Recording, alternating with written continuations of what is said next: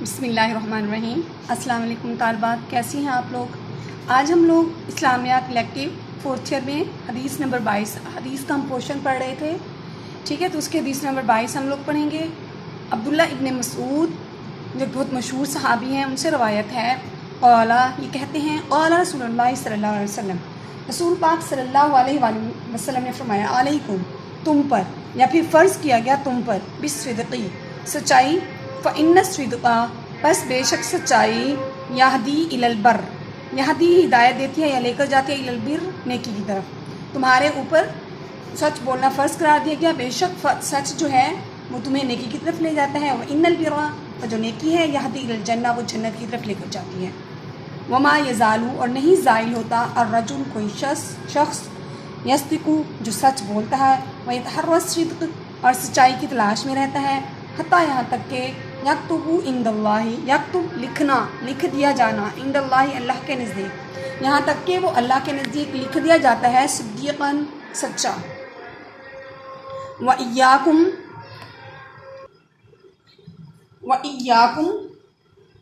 वल किज़्बी और इसी तरह जो झूठ होता है, फ़इन्नल किज़्बा बेशक झूठ, यहदी इलल फुजूर यानी बुराइयों की तरफ लेकर जाता है। फ़इन्नल फुजूर बस बेशक बुराइयाँ या फिज्र या जिसको हम कहते हैं बुराई, यहदी इलन नार हमें आग की तरफ जो है वो लेकर जाती है। वमा यज़ालु रजुल और नहीं कोई शख्स ज़ाइल होता, यकज़ुबु झूठ बोलता है या वो मुसलसल झूठ बोलने में कोशा रहता है, वयतहर्रल कज़ब और झूठ के लिए सरकर्दा रहता है, हत्ता यहाँ तक के यक्तुबु इंदल्लाहि लिख दिया जाता है अल्लाह के नज़दीक कज़ाबन झूठा। अब हम एक दफ़ा इसका सलीस तर्जुमा कर लेते हैं। ठीक है, सलीस तर्जुमा करने से आपको आधे से ज़्यादा हदीस तो बहुत ही आसानी से क्लैरिफाई हो जाएगी। तो इसके है कि हज़रत अब्दुल्ला इब्न मसूद से रवायत है, उन्होंने फरमाया कि अल्लाह के रसूल ने फरमाया है, तुम सच्चाई को अख्तियार करो क्योंकि सच्चाई नेकी की तरफ लेकर जाती है और नेकी जन्नत की तरफ ले जाती है। और आदमी मुसलसल सच बोलता है और सच का इरादा करता है, यहाँ तक कि वो अल्लाह के नज़दीक सच्चा लिख लिया जाता है। और इसी तरह बुराई है, याकुम का मतलब क्या होता है, बचो, इसी तरह बचना है उनकी झूठ से। क्यों बचना है आगे बता दिया सॉरी, कि बेशक झूठ रहनुमाई करता है गुनाह या बुराई की तरफ, और बेशक गुनाह जहन्नुम की तरफ लेकर जाते हैं। और कोई शख्स जो है वो मुसलसल झूठ बोलता रहता है और झूठ की कोशिश में लगा रहता है, झूठ में सरकर्दा रहता है, यहाँ तक कि वो अल्लाह के यहाँ झूठा लिख दिया जाता है। मुतफ़क़ुन अलैह का मतलब है ऐसी हदीस जिस पर इमाम बुखारी और इमाम मुस्लिम दोनों का इत्तफ़ाक़ हो। कल जो पिछले लेक्चर था उसमें मैंने आपको बताया था आयतुल मुनाफ़िकीन सलास। सबसे पहले तो आप इसी हदीस को लेकर आ सकती हैं। कौन सी है? इज़ा हादिसा काज़िब व इज़ा वादा अखलफ। तर्जुमा में ख्याल तक आपको याद हो गया होगा। व इज़ी तमना खान, यानी मुनाफिक की तीन निशानियां हैं। जब वो बात करता है तो झूठ बोलता है, जब वो वादा करता है तो वादा खिलाफी करता है, और जब उसको अमानत दी जाती है तब वो अमानत में खयानत करता है। आप इस हदीस के दो पोर्शन बनाएं। सबसे पहले सच्चाई को कर लें, ठीक है, और सेकंड नंबर पे आप दे दें झूठ को। सबसे पहले हम सच्चाई को क्लैरिफाई करते हैं। सच्चाई सिद्क जिसको हम कहते हैं, सिद्क क्या होता है? सच्चा होना। तो अल्लाह के हज़रत अबू बकर सिद्दीक़ को सिद्दीक़ क्यों कहा जाता है? क्योंकि उन्होंने हज़ूर पाक सल्लल्लाहु अलैहि वसल्लम की तस्दीक कर दी थी और सच्चे थे बहुत ज़्यादा। आप सिद्क जो है वो अहले जन्नत की सिफ़त है। फरमाया या अय्युहल्लज़ीना, अहले जन्नत जो होंगे उनकी पहली सिफ़त ये होगी कि वो झूठ नहीं बोलेंगे, ठीक है, वो सच्चे होंगे। या अय्युहल्लज़ीना आमनुत्तक़ुल्लाह व कूनू मअस सादिक़ीन।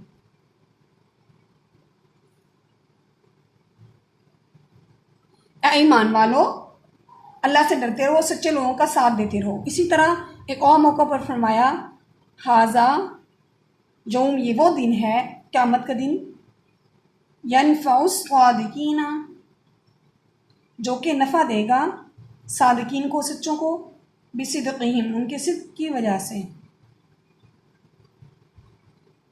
हाजा यौम यनफ़उस सादिकीना सिद्क़ुहुम, बिसिद्क़िहिम नहीं है, ठीक है।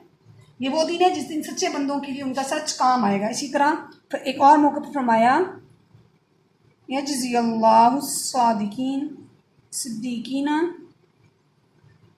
बिसिद्क़िहिम, उस दिन क्या होगा? अल्लाह ताला सच्चाओं को, सादिकीन को उनकी सच्चाई का बदला देगा। पहले भी किसी लेक्चर में मैंने आपको बताया था कि एक आदमी आया, उसने कहा मुझ में 4 बुरी खसलतें हैं, बदकार हूँ, शराब पीता हूँ, झूठ बोलता हूँ और जो है चोरी करता हूँ, तो इनमें से कोई एक बताएं जो मैं छोड़ दूँ, तो फिर जो है मैं वो एक छोड़ दूँगा आपके खातिर। तो उसी पाक वसल्लम ने कहा कि झूठ को छोड़ दो, तो उसने फिर उससे ये सारी बुराइयाँ जो है वो ख़त्म हो गई झूठ को छोड़ने की वजह से। अब नेक्स्ट है झूठ। झूठ के लिए वही आयतुल मुनाफिकीन सलास आ गया।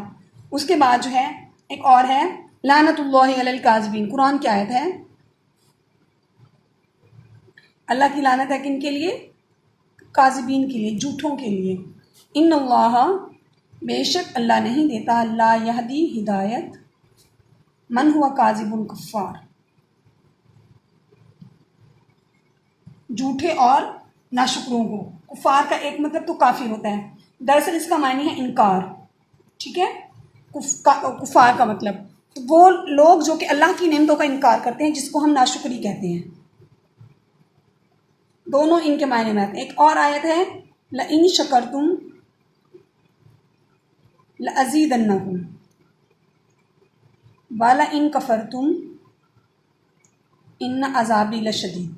अगर तुम मेरा शुक्र अदा करोगे तो मैं तुम्हें मज़ीद अता करूँगा, लेकिन अगर तुम नाशुक्री करोगे तो मेरा अजाब दर्दनाक है। नहीं, उस अजाब में ये भी हो सकता है कि जो चीज़ मौजूद है उसको भी छीन लिया जाए, ठीक है। ये होगी हदीस नंबर 22 हमारे पास। नेक्स्ट आती है हमारे पास हदीस नंबर 23।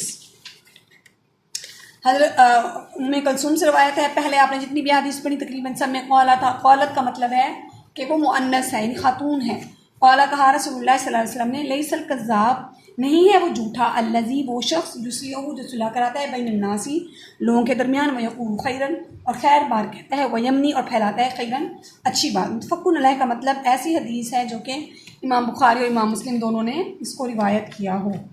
तो कुरान पाक में आयत है कि वह इन ताइफ़तानी मिनल मुमिनीन इक़्ततलू फ़अस्लिहू बैनहुमा, ठीक है। अगर अहले ईमान के 2 ग्रोह आपस में लड़ पड़े तो उनके दरमियान सुलह करा दो। व इन ताइफ़तानी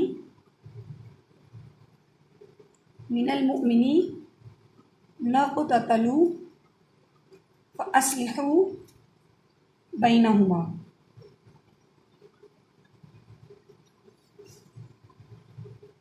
और कब तक लड़ो? जब तक कि वो अल्लाह के हुक्म की तरफ ना लौट आए। अगर वो अल्लाह के हुक्म की तरफ लौट आए तो उनके दरमियान इंसाफ के साथ सुलह करा दो।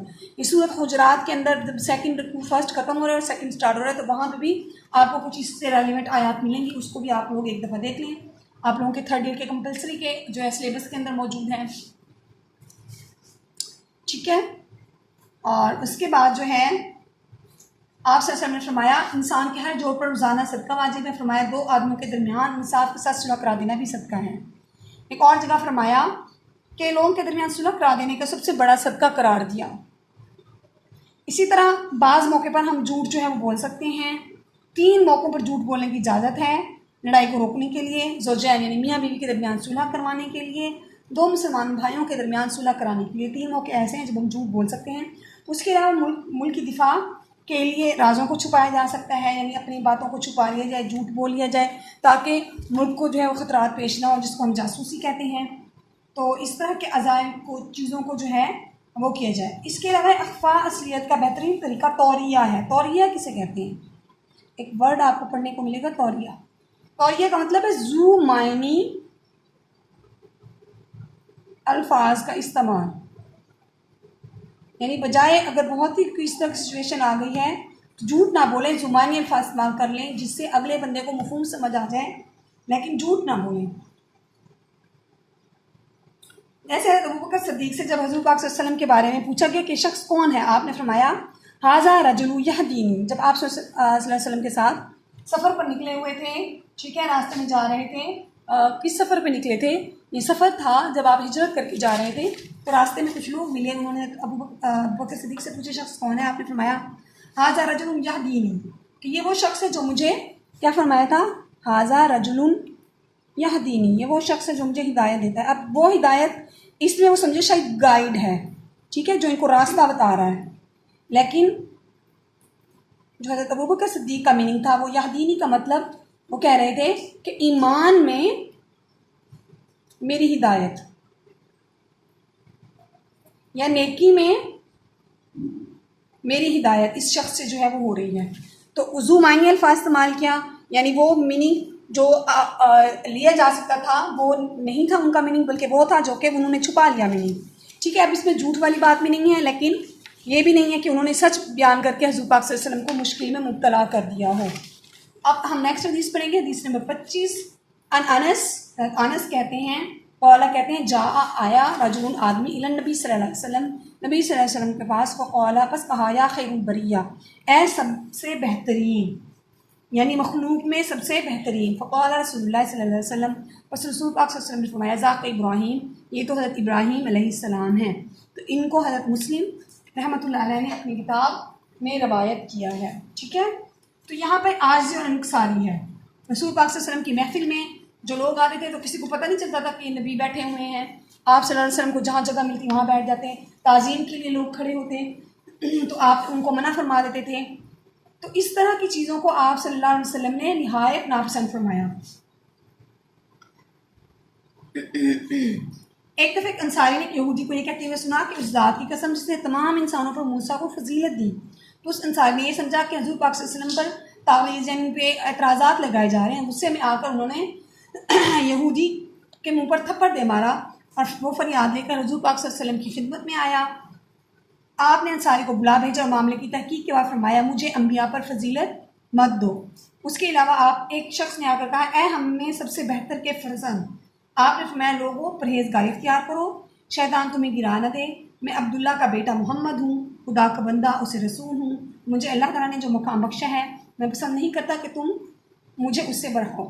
इसके अलावा यहूद क्या करते थे, क़ालतिल यहूदु, कुरान पाक के अंदर है, उज़ैर इब्नुल्लाह, कि उज़ैर अल्लाह का बेटा है। क़ालत अन्नसारा अल-मसीह इब्नुल्लाह, के मसीह जो हैं यानी हज़रत ईसा अलैहिस्सलाम ये अल्लाह के बेटे हैं। तो आप सल्लल्लाहु अलैहि वसल्लम ने इस चीज़ को बहुत ज़्यादा पसंद फरमाया। इसी तरह हज़रत इब्राहीम का, जिस हज़रत इब्राहीम जो पाक सल्लल्लाहु अलैहि वसल्लम के बेटे थे, उनकी जब वफ़ात हुई, इत्तफ़ाक़न उसी रोज़ सूरज गिरने लगा। लोगों ने ख्याल किया कि पैगम्बर की ज़ाहिरी अज़मत का ये उन्होंने तख़य्युल कर लिया कि अजराम समावी, यानी जो आसमानी चीज़ें हैं आसमान की, तो वो भी सोग में हैं। तो आपने फरमाया नहीं, लोगों को जमा किया, खुतबा दिया, फरमाया, चाँद और सूरज में गिरहन लगना अल्लाह की आयात कुदरत में से है, किसी की ज़िंदगी और मौत से इस गिरहन का कोई ताल्लुक़ नहीं है। तो आप सल्लल्लाहु अलैहि वसल्लम ने इस चीज़ को नापसंद फरमाया। ये हो गई हमारी हदीस नंबर 26 तक। इसको आप लोग अच्छी तरह याद कर लें। अगर जो है आपको इसमें किसी किस्म की कोई मुश्किल पेश आ रही है, किसी किस्म का भी कोई कन्फ्यूजन है, व्हाट्सएप ग्रुप है आप लोगों का बना हुआ, तो वहाँ पर आप मुझसे पूछ सकती हैं शाम 7 बजे। ठीक है, ओके जी, अपना ख्याल रखिएगा। अल्लाह हाफिज़।